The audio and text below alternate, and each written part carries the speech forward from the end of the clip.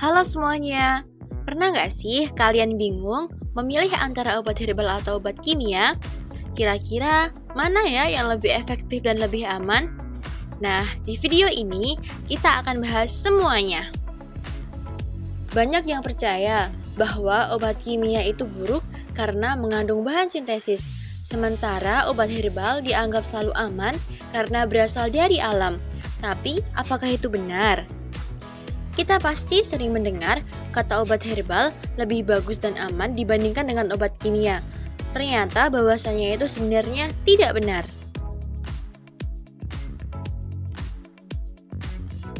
Sebagai contoh sederhana, manusia meminum air, sedangkan air merupakan senyawa kimia yaitu H2O.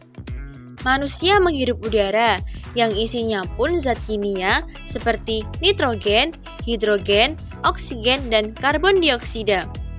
Manusia mengkonsumsi karbohidrat. Setelah dikonsumsi di dalam tubuh, akan diubah menjadi glukosa untuk menjadi tenaga. Dan glukosa merupakan zat kimia yaitu C6H12O6. Semua reaksi yang ada di dalam tubuh kita merupakan reaksi kimia yang dipercepat oleh enzim, sehingga sel di dalam tubuh kita dapat bekerja secara optimal. Jadi, tanpa zat kimia, kita tidak bisa hidup. Jangan beranggapan bahwa zat kimia itu tidak baik. Istilah obat kimia dan obat herbal lebih baik diganti dengan istilah obat tradisional dan modern. Kenapa seperti itu?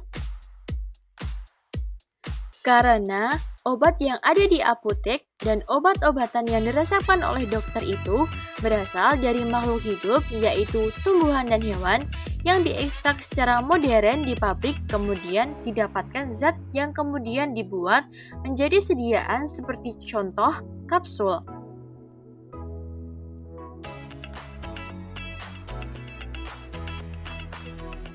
Jadi, komposisi dari obat kimia atau modern juga sama dengan obat herbal atau tradisional, yaitu berasal dari makhluk hidup, yaitu tanaman dan hewan. Apa yang membedakan dengan obat herbal atau tradisional?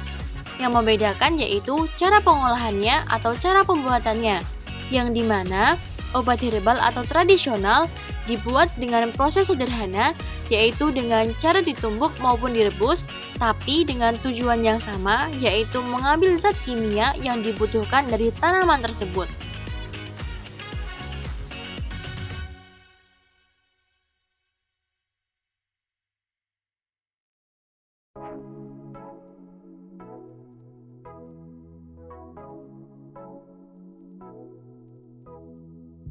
Obat tradisional adalah obat yang berasal dari bahan alami seperti tanaman, hewan, mineral, atau kombinasi dari ketiganya yang digunakan secara turun-temurun berdasarkan pengalaman masyarakat. Penggunaannya umumnya tidak melalui uji klinis ilmiah modern. Obat modern adalah obat yang berbahan aktif senyawa kimia yang telah melalui proses penelitian ilmiah, termasuk uji preklinis dan uji klinis, untuk memastikan keamanan, efektivitas, dan stabilitasnya sebelum digunakan oleh manusia.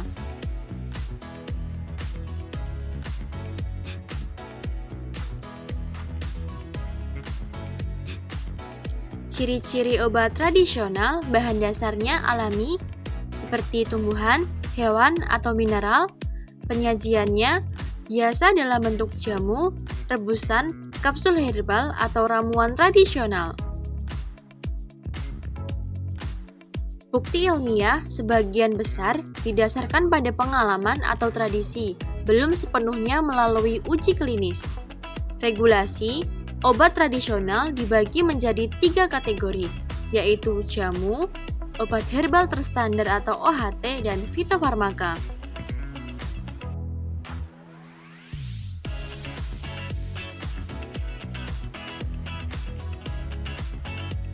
Sedangkan obat modern, ciri-cirinya bahan dasar senyawa kimia murni, baik alami, sintesis, maupun semi-sintesis.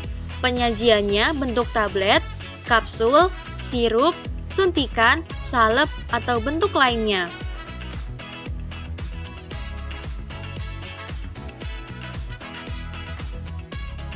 Bukti ilmiah seluruh obat modern harus melalui uji klinis untuk memastikan keamanan dan efektivitasnya.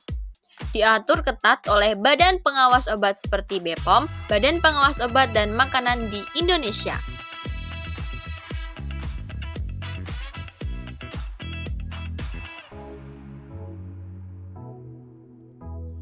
Zat kimia dalam obat modern adalah senyawa aktif yang dirancang untuk memberikan efek terapi tertentu. Zat kimia dalam obat modern bisa berasal dari beberapa sumber utama, baik alami maupun sintesis.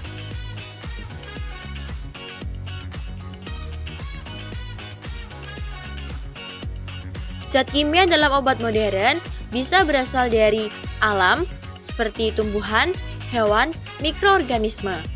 Laboratorium seperti sintesis atau semi-sintesis, bioteknologi seperti rekayasa genetik, dan desain komputer untuk menciptakan senyawa baru.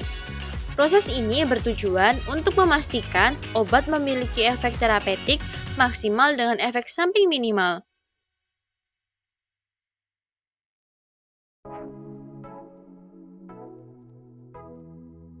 Obat modern dari bahan alami adalah obat yang berasal dari senyawa aktif yang diekstrak dari sumber alami seperti tumbuhan, hewan, atau mikroorganisme, tetapi telah melalui proses penelitian ilmiah, uji preklinis, dan uji klinis untuk memastikan keamanan, efektivitas, dosis yang tepat, serta stabilitasnya.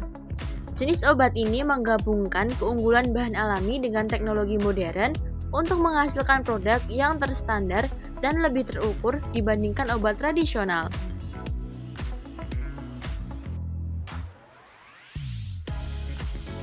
Menggunakan senyawa aktif dari alam seperti alkaloid, flavonoid, terpenoid, atau glikosida. Sumbernya bisa dari tumbuhan, hewan, atau mikroba.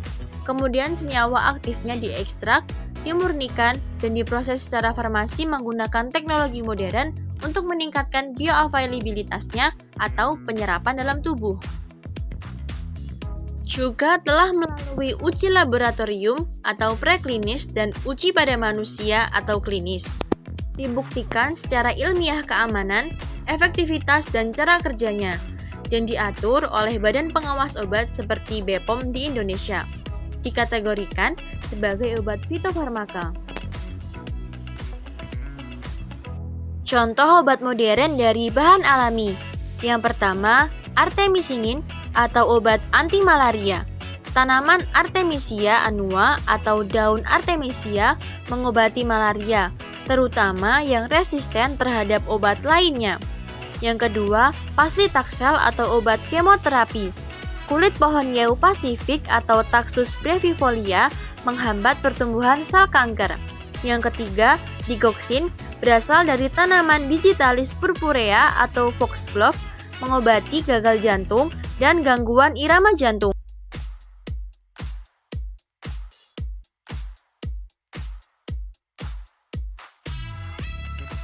Yang keempat, aspirin, asam asetil salisilat, senyawa salisin dari kulit pohon wilau, yang berfungsi sebagai analgesik atau pereda nyeri, antipiretik atau penurun demam, dan antikoagulan ringan. Yang kelima, lovastatin atau obat penurun kolesterol dari jamur Aspergillosterus yang dapat mengurangi kadar kolesterol jahat atau LDL dalam darah.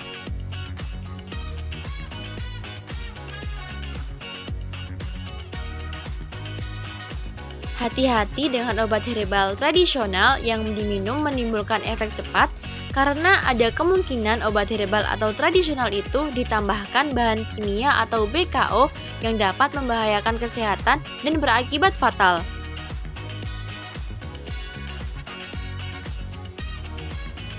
Obat herbal yang ditambahkan bahan kimia obat atau BKO adalah produk yang mengklaim berbahan dasar herbal tetapi secara ilegal mengandung zat kimia sintesis aktif.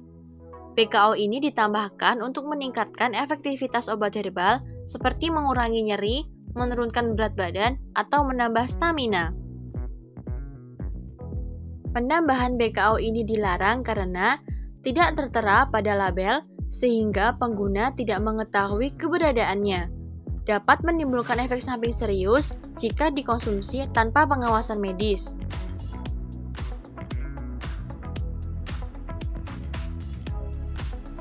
Contoh yaitu jamu pegalino yang langsung menghilangkan pegal-pegal, terbukti mengandung obat pereda nyeri seperti paracetamol, ibuprofen, phenylbutazon, dan mengandung anti radang dexamethasone. Jamu pelangsing yang cepat menyebabkan kurus ternyata mengandung sibutramin yang berbahaya bagi kesehatan jantung.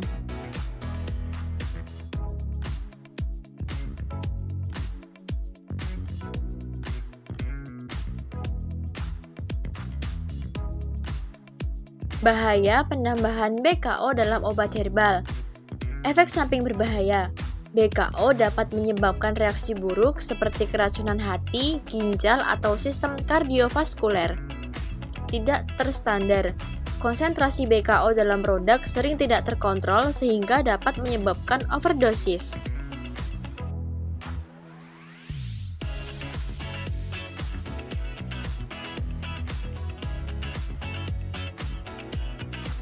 Menyesatkan konsumen.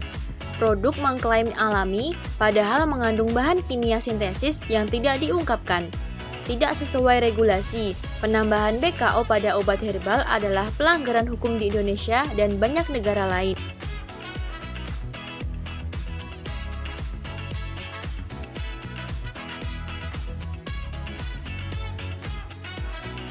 Contoh kasus di Indonesia. Beberapa obat tradisional di pasaran terbukti mengandung bahan kimia aktif seperti paracetamol, sildenafil, atau sibutramin yang tidak dicantumkan pada label produk. BPOM secara rutin menemukan dan menarik produk ini dari pasaran.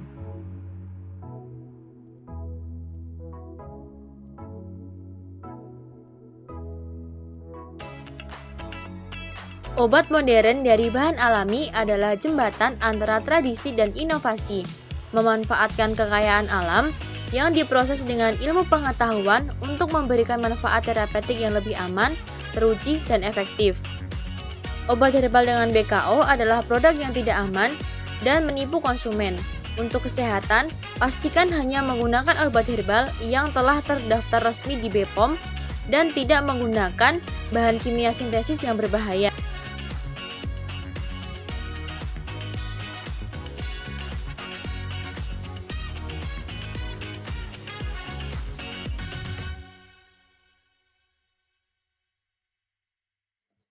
Kesimpulannya, tidak perlu membandingkan atau merendahkan antara obat herbal dan obat modern.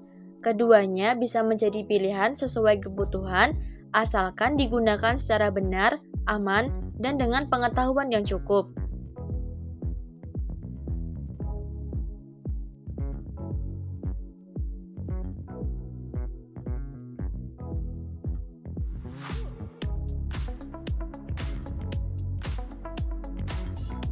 Akhir kata, kami mengucapkan terima kasih kepada Program Kompetisi Kampus Merdeka PKKM, Direktorat Jenderal Pendidikan Tinggi, Riset dan Teknologi Kementerian Pendidikan, Kebudayaan, Riset dan Teknologi tahun 2024, serta semua pihak yang telah membantu dalam penyusunan video diskusi tugas efek samping obat alami ini.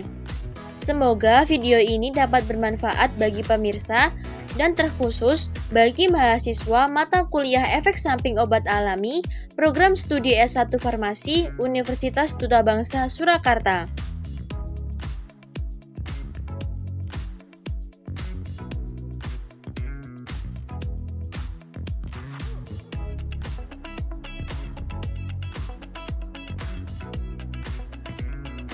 Kami, Nesya Sucitra dan Vita Amalia Ramadhani, pamit undur diri ya. Sampai bertemu di video selanjutnya.